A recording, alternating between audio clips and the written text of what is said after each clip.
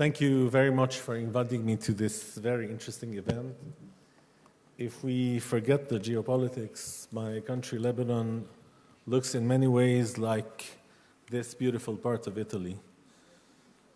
Before jumping to the euro, I would like to take this opportunity to tell you that Lebanon's fundamentals include a very high public deficit and a high current account deficit with a ratio of debt to GDP close to 150%, 40% of which is denominated in US dollars.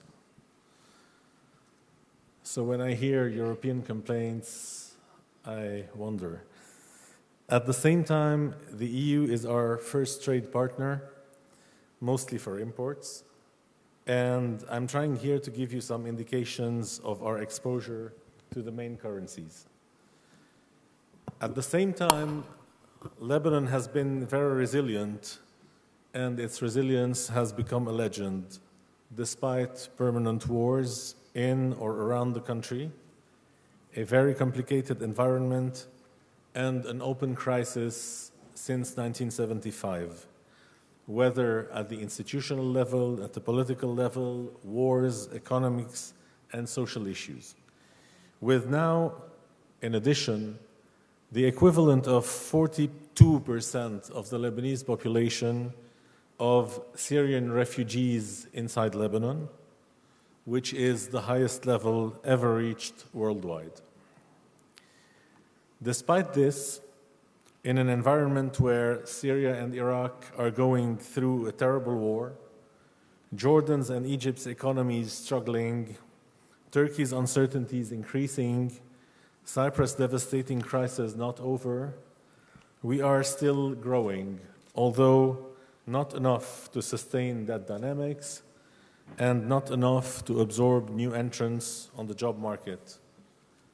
And like Italy, as Professor Giordano stressed earlier, our human capital is going abroad. Let me come now to the euro issue.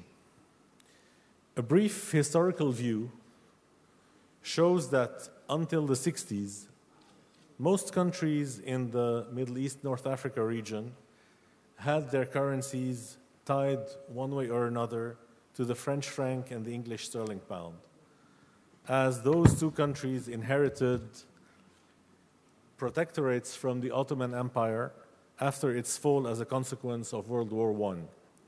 In the Mashreq, which is the eastern part of the Mediterranean, or had colonial-type presence in North Africa for a longer time and in various ways. Italy, of course, had a presence in Libya, but it was mostly the pound and the franc that were the references. The big shift did not start with the rise of the American giant, as it was still far from local economies and not yet a major trade partner. The real change started at the beginning of the 70s with the rise of oil prices. The oil-producing economies, totally and directly, and the non-oil producers, indirectly but strongly also, became, because of the flows of capital coming from oil countries, became strongly tied to the oil market. On the other hand, Middle East and North Africa countries' exports, taken all together, are mostly oil and petroleum, which trading currency is and remain the US dollar. Today, and since those days, oil exporters' currencies are all pegged to the US dollar, and most of their public revenues are oil-related anyway.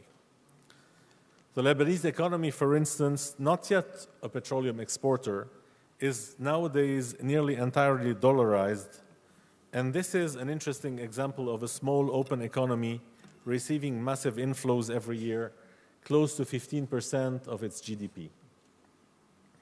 For the time being, gas exports remain relatively limited, but prospects to see them increase are good, as gas exploration and extraction is booming in the region, including in Lebanon.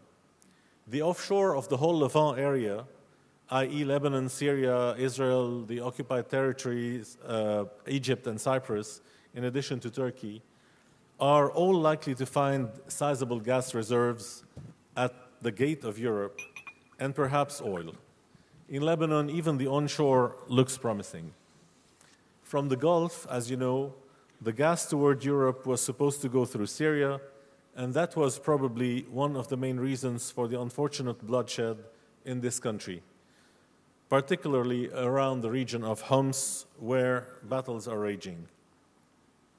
The growth of gas exports toward Europe with long-term contracts in euro could eventually change the situation, but it will remain marginal in the coming decade.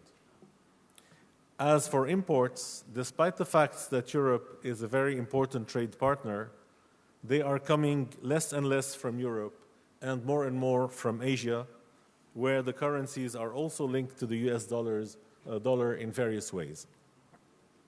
Therefore, if no major changes occur, it is difficult to imagine having a major role for the euro in the region. And its weakness is even an advantage for the imports of MENA countries, for obvious reasons, and of course for Europe too. Now we've been arguing about the role of the euro that is a tool on the path of a certain policy that is never clearly stated since the beginning. The whole exercise, if I look at Europe from outside, goes toward further integration toward a big federal area. If this is clear, the euro is a must. If this is not, Europe has wasted too many decades going towards that. Should Europe as a whole face the rest of the world, or should European countries continue to face each other inside the Union? This debate has to find a facilitator. There is, of course, no 100% answer, but there is a trend to be set.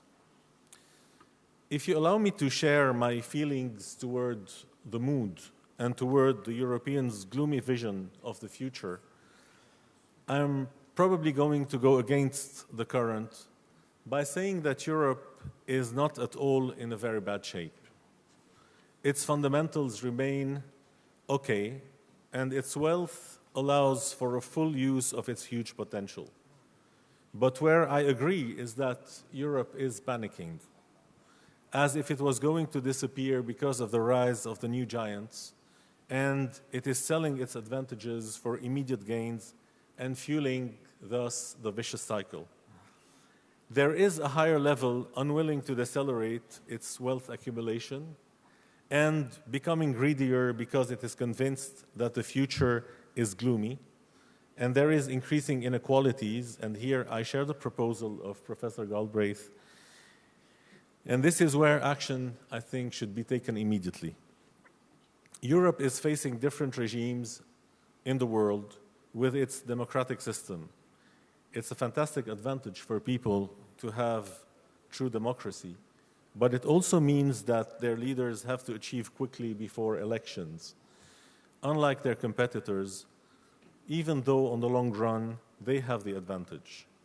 Europe should therefore, in my modest belief, stop panicking and give itself time without giving up its competitive advantages as it is doing now through massive technology transfers. Europe's market is huge and its competitors are quickly changing with higher labor costs, more social pressure, and many other things. So just keep cool, take it easy, stop looking at the clock all the time, and do the reforms that Europe needs instead of persistently announcing the coming of doomsday. Thank you very much.